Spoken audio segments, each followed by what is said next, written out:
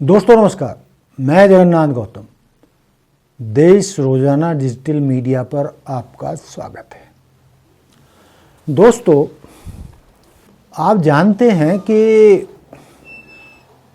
हर समय या हर कार्यकाल में या हर पार्टी के राज में या हर दशक में कुछ ऐसे नेता रहे हैं जिनकी भाषण शैली पूरे देश को प्रभावित करती रही है और लोग उनके दीवाने रहे हैं। ऐसे ही नेता बड़े पदों पर भी पहुंचे हैं।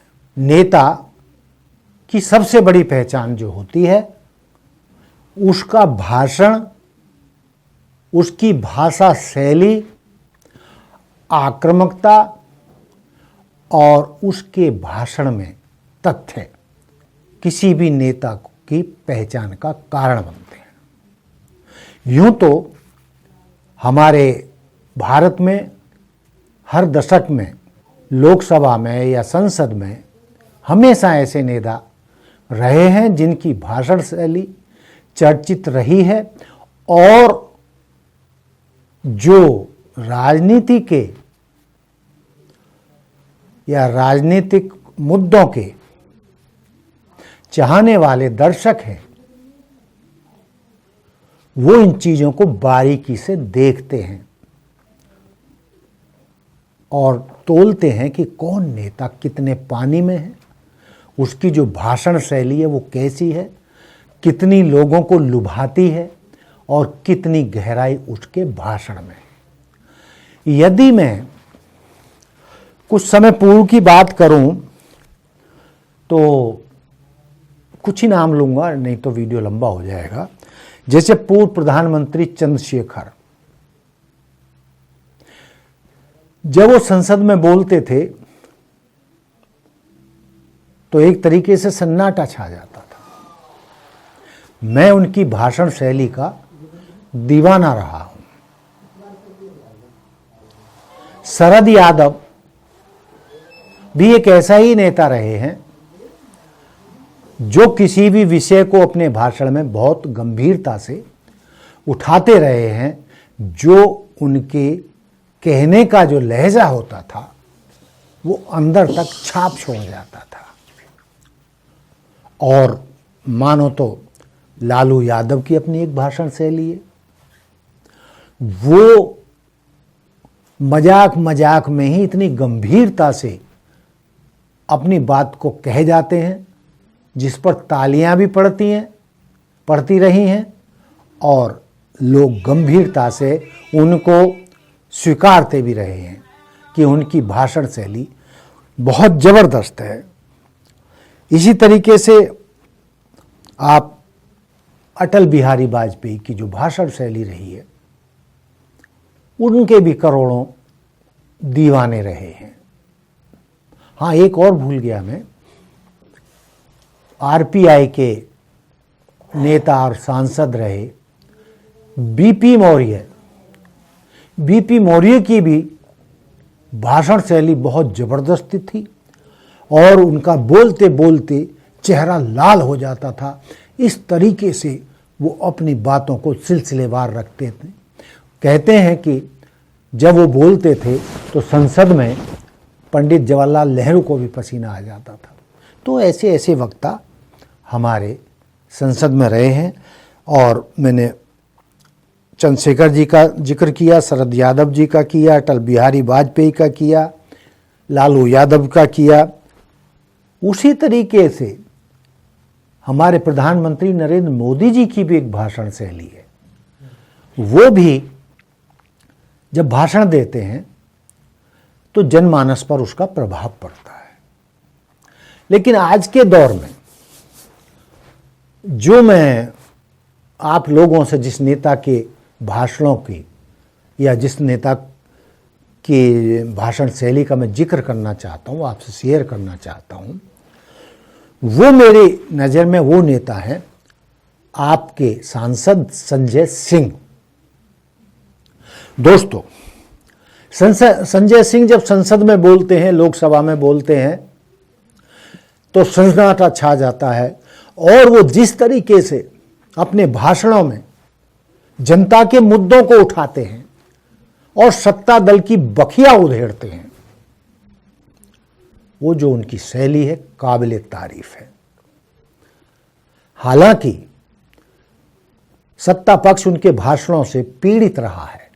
वो जिस तरीके से अपने भाषणों में सत्ता पक्ष पर प्रहार करते हैं और उन पर नकेल डालने के लिए, उनकी भाषणों की शैली को कुंद करने के लिए जिस तरीके से सत्ता पक्ष ने उनको जेल में डाला और 6 महीने तक वो जेल में रहे, 6 महीने बाद संजय सिंह की जमानत हुई कोर्ट से, तो माना जा रहा था कि जो सत्ता पक्ष ने संजय सिंह की अकड़ को तोड़ने के लिए, मनोबल को तोड़ने के लिए, चूंकि वो आप पार्टी के प्रखरतम वक्ताओं में, प्रखर भाषण देने में अग्रणी हैं, तो उनको दबाने के लिए, आप पार्टी को दबाने के लिए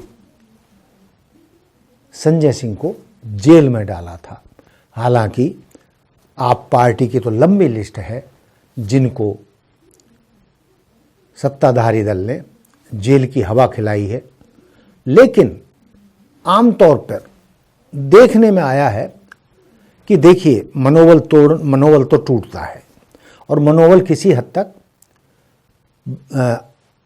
आप पार्टी का टूटा भी है।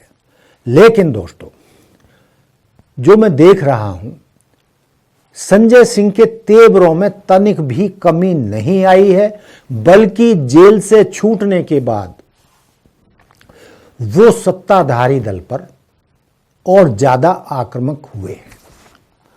दोस्तों, हमारा इस बात से कोई लेना देना नहीं है कि सत्ता पक्ष विपक्षी दलों के नेताओं पर क्या आरोप लगाता है, उनके बारे में क्या बोलता है, या विपक्षी नेता सत्ताधारी दलों के बारे में क्या बोलते हैं। लेकिन जो बोलते हैं वो ऑन रिकॉर्ड है। संजय सिंह ने भी जो राज्यसभा में गत दिनों अपना भाषण दिया था, पूरे देश में उसकी चर्चा है, वो वीडियो तैर रहा है। और जिन लोगों ने संजय सिंह का ये भाषण नहीं सुना है, तो मैं चाहूंगा कि हमारे इस वीडियो में उनके कुछ आप भी अंश देखें और अपनी राय रखें कि मैंने जो कहा है उसमें कितनी सत्यता है।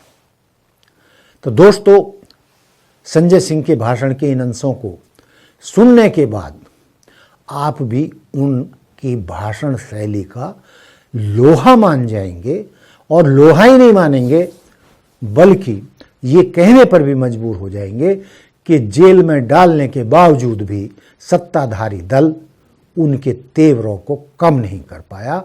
और आज भी संजय सिंह जब बोलते हैं तो संसद में सन्नाटा छा जाता है, या फिर सत्ताधारी पक्ष के लोग हो हल्ला करना शुरू कर देते हैं।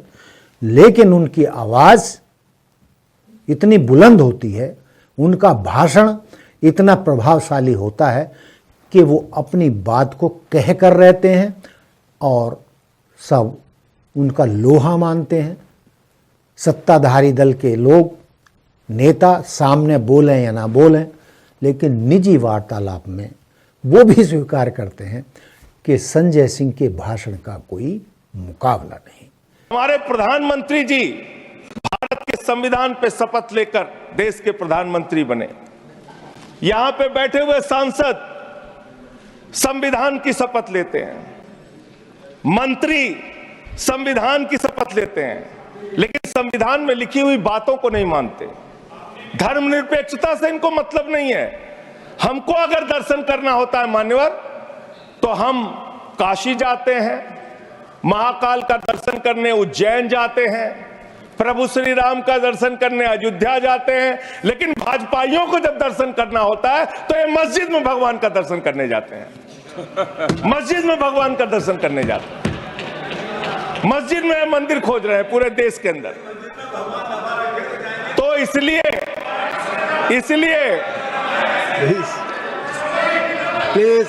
इसलिए मान्यवर, इसलिए मैं इनसे कहना चाहता हूं, घबराओ मत। सीट पर चीखना चिल्लाना शुरू कर देते हैं, जैसे ही बोलता हूं चीखना चिल्लाना शुरू। मान्यवर, ये भारत खोदो योजना चला रहे देश में, भारत खोदो योजना। अरे मैं कहता हूं अगर इतना ही खोदना है, कल को कोई आके दावा करेगा संसद को खोद दो, कम से कम प्रधानमंत्री की डिग्री मिल जाएगी, उसका तो पता चल जाएगा कहां है।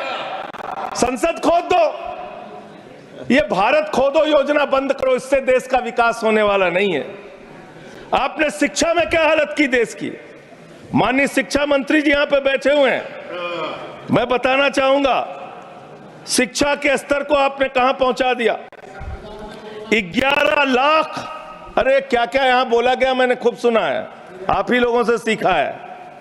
11 लाख बच्चों को सरकारी स्कूल से दूर किया गया, 11 लाख बच्चों को। यह देश के अंदर शिक्षा की व्यवस्था है और इसमें सबसे ज्यादा मान्यवर, अगर किसी राज्य की भागीदारी है जहां पे सबसे ज्यादा बच्चे सरकारी स्कूल से दूर हुए हैं, पिछले 8 महीने का आंकड़ा शिक्षा मंत्रालय ने लोकसभा में रखा, 11 लाख में से अकेले 7,84,000 बच्चे उत्तर प्रदेश में सरकारी स्कूलों से दूर गए। ये कर रहे हैं शिक्षा के नाम पे आप। देश की शिक्षा की व्यवस्था की हालत यह कर दी आपने। 63,000 बच्चे आसाम में सरकारी स्कूलों से दूर हुए। यह सरकार का आंकड़ा, मैं अपनी ओर से नहीं पढ़ रहा हूं। जब सरकार से पूछा गया शिक्षा पे कितना खर्च करते हैं, जीडीपी का कितना हिस्सा शिक्षा पे खर्च करते हैं, पिछले 3 वर्षों से भारत की सरकार जीडीपी पे 0.4% शिक्षा पे ऊपर खर्च करती है, और दिल्ली की सरकार जहां अरविंद केजरीवाल की सरकार है, हम शिक्षा के ऊपर 25% बजट का हिस्सा खर्च करते हैं मानव। स्वास्थ्य के ऊपर दिल्ली के अंदर 13% हम खर्च करते हैं, और भारत की हमारी सरकार जो अपने आप को कहती है मोदी जी की बड़ी योजनाएं हैं, बड़ी ताकतवर सरकार है, मात्र 2% स्वास्थ्य के ऊपर खर्च करती है। यह इस देश की हकीकत है। कैसे समानता आएगी, कैसे संविधान में लिखी हुई बातों की सुरक्षा हो पाएगी। मैं दिल्ली की बात करूं, अगर एक राज्य सरकार दिल्ली के लोगों ने भी चुना जिसको आप चलने नहीं देते, बार बार उसके ऊपर रोक लगाते हैं, लेकिन उस राज्य सरकार के काम क्या हैं वो आपको जानना बहुत जरूरी है। एक ऐसी सरकार जिसने, अब देखिए टोका टोकी कर, बोलिए ना, आप बोलिए, आप क्यों उधर बात अभी ये लोग जब बोल रहे थे मैं चुपचाप सुना। आप बोलिए। अगर जेल वेल की बात करोगे ना, जिस दिन सत्ता परिवर्तन होगा एक भी आदमी बाहर नहीं दिखेगा।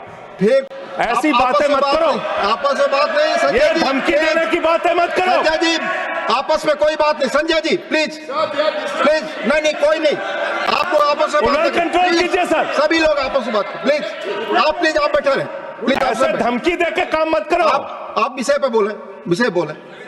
अडानी की दलाली करने वाली सरकार हमसे सवाल कर रही है। विषय पर संजय जी जो विषय बोलेंगे, भ्रष्टाचार बोलेंगे, विषय पर बोलिए प्लीज, विषय पर बोलिए